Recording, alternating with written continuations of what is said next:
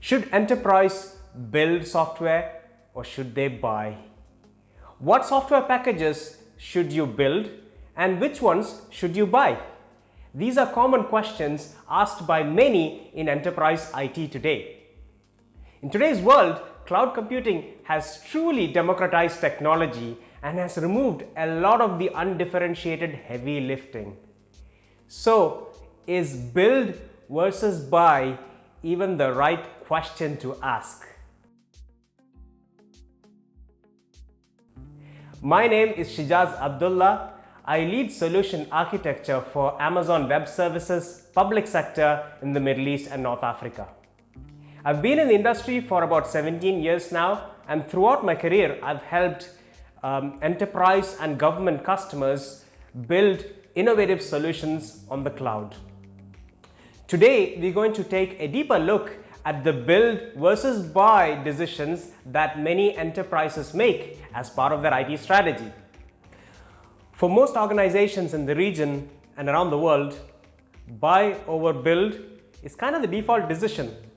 This approach may be sensible for certain parts of the IT estate, for example, accounting packages or ERP systems. ERP systems, for example, are highly customizable, right? So it kind of gives you the middle ground between build and buy. But on the other side of the spectrum, you have companies that develop a large portion of the software that they use, to the extent that enterprises look at these companies and consider them as technology companies versus regular businesses. Based on these two ends of the spectrum, many enterprises kind of safely conclude that they should build software that differentiates their business and they should buy pretty much everything else. Now that's a very good place to start, but that's definitely not the full picture. Cloud computing is a paradigm shift in the way modern IT operates. There's no need to wait weeks and months anymore for infrastructure to be provisioned. With infrastructure as code, this has become a highly automated and on-demand process that is self-service in nature. However, cloud computing is not just about automated provisioning of infrastructure. Many modern cloud computing platforms today provide services that help your builders build much faster. For example, DevOps tooling, database as a service. These are all services that the cloud service provider builds and maintains and runs for you, and you just consume them. They're ready for use. So today, when you're asking that question, whether to build or to buy, that's probably the wrong question to ask, and allow me to explain why. The first thing I want to talk about is moving from a foundation to a highly modular platform. You see, when enterprises built applications in the past, they didn't start from scratch. They probably started from a foundation that comprised of some sort of operating system, some kind of an application framework or a programming language, and some commercial databases perhaps.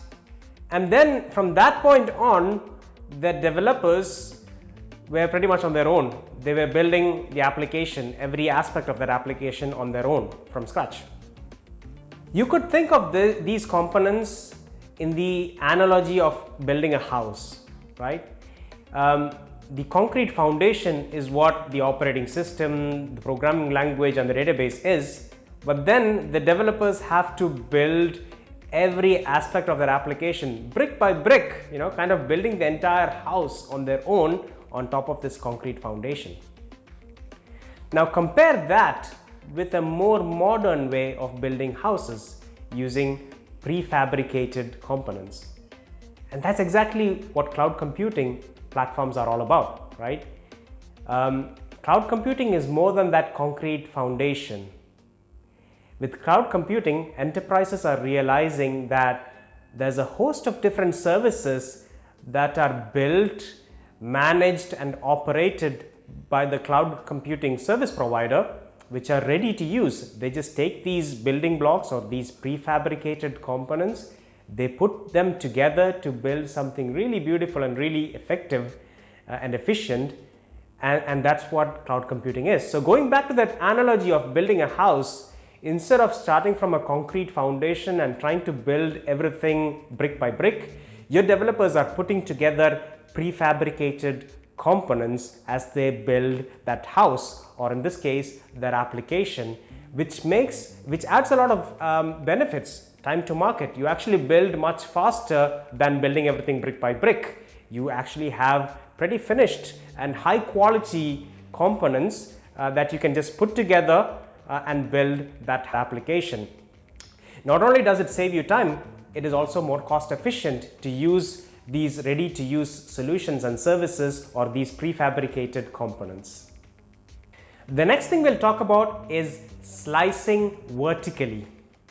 Now, traditionally speaking, your application may be built on top of some kind of an application framework or an integration middleware, running on top of some kind of an operating system, and probably running on hardware that you manage.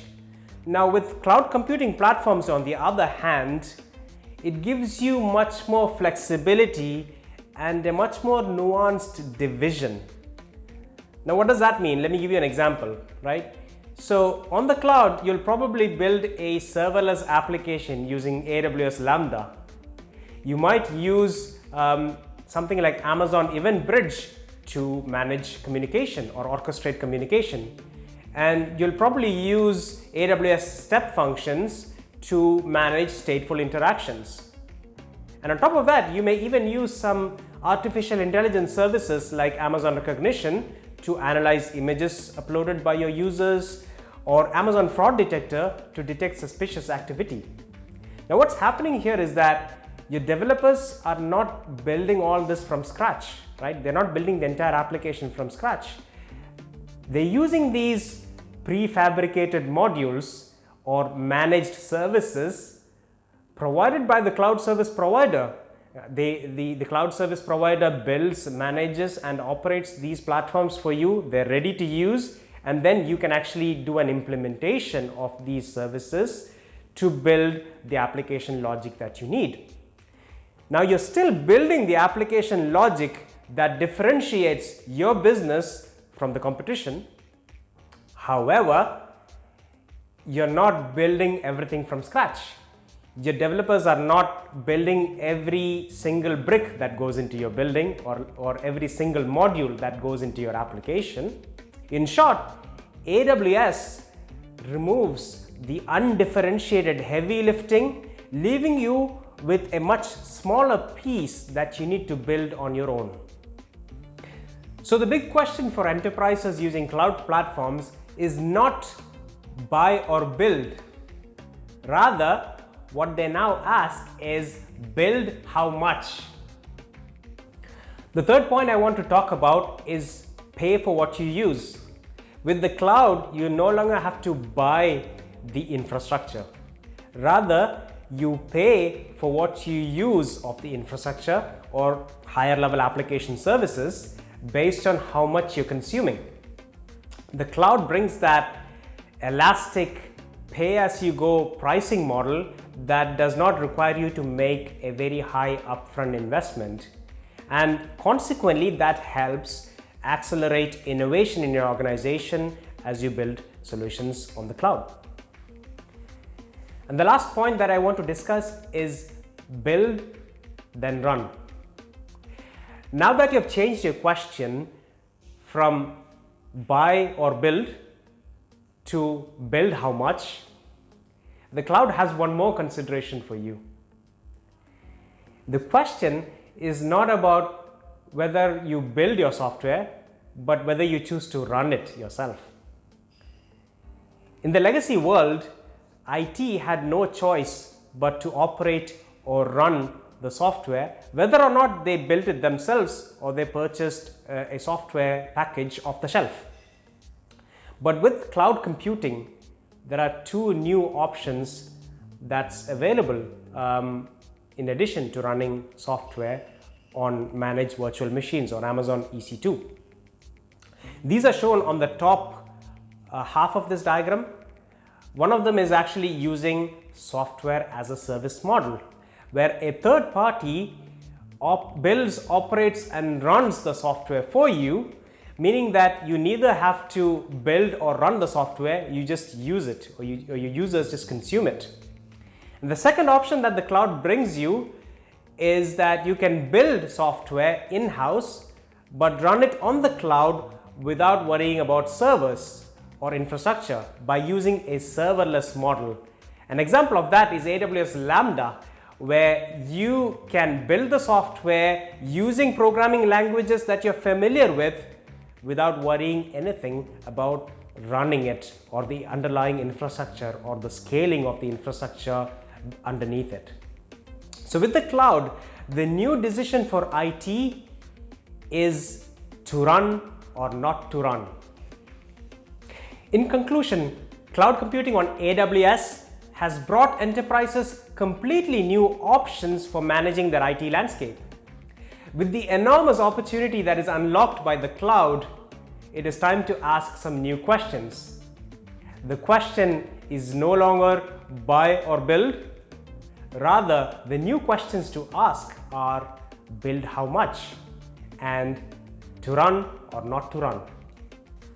If this topic intrigued you and you'd like to dive deep, please be sure to read the 4-part blog post series on this topic published on the AWS Enterprise Strategy blog.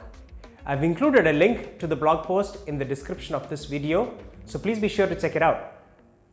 I hope you enjoyed watching this video. I definitely enjoyed talking about it. So until next time, goodbye.